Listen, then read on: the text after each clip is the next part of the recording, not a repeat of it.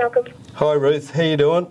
Good, thank you. How are you? Good, thanks. Have you got a moment to go through the task list? Sure. Yeah, my assistant Ruth is in Melbourne, and we talk several times every day. We work through a task list, and this just gives a little bit of structure and order to what we're working on, and make sure commitments that we've made are met.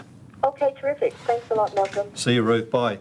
My name's Malcolm Deary. I'm the Group General Manager for Health, Safety and the Environment for Programmed, which is a publicly listed company in Australia with its head office here in Perth. Nick, just wanted to catch up in regard to the alert. I worked in operations in a steel mill, so I was actually an operational person. I actually oversaw, managed work crews, and we went through a way of approaching safety slightly differently to what had been done in the past. What we did was we didn't do safety, we worked safely. So I then moved from that operational role into to start to work in safety, and then I in turn studied safety and risk.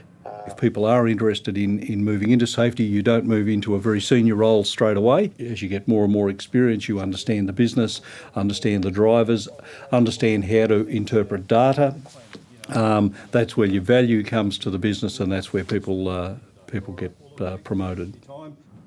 Immediate tools such as phones and iPads and laptops play a role in how we work. We're putting in place systems, an app on phones whereby customers can watch the progress of their job, and they have contact details for the supervisor and the manager overseeing their job, and that will continue to grow. For example, the idea of iPads and tablets going out into the field, being able to take measurements that are shot straight back to project managers. Decisions can be made about the right equipment or costing, and also we will share if injuries have occurred on that job and why that injury occurred and what we've done to prevent that. I spend a lot of time in the field. Just to give you one example, we have a thing called safety conversations, and our most senior manager in the business expects everyone to go out and talk to people about their safety. So at a very, very practical level, several times a week, I go out and talk to people. I ask them to stop what they're doing, and we have that conversation. The only reason that my role exists is to look after people at the job face. That's the only reason we exist, is to ensure that we provide systems and processes that the people actually doing the job can do that in a reasonable, smooth and efficient manner. Pretty comfortably. It's just imperative to running any business that you can talk to everyone. Now, not everyone's got that skill. I appreciate that, but if you can't do that, therefore you're not going to get good feedback. You're not going to understand where your business is at.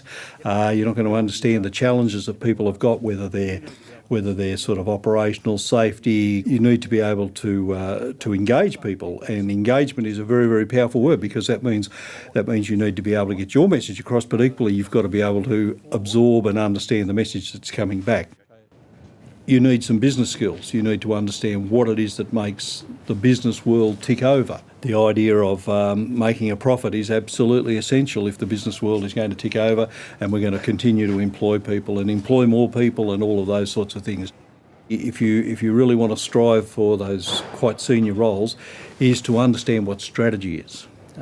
Where are we going and how are we going to get there? Probably the simplest way of describing strategy. People need to be problem solvers, have problem solving skills. They need to be well organised, and have a good capacity for work. The program you're developing for us, being able to work in safety in the way that I do, I get a lot of satisfaction, because I know there are less people injured today than there were a year ago, because of systems and processes and language that we've educated and what we've taught people. So that's very, very satisfying. However, I know that as a result of that, we've also added value to the business, because we're much more efficient. And we're much more efficient because we're injuring less people. So I get the satisfaction of knowing I've also contributed to the efficiency and therefore the well-being of the business.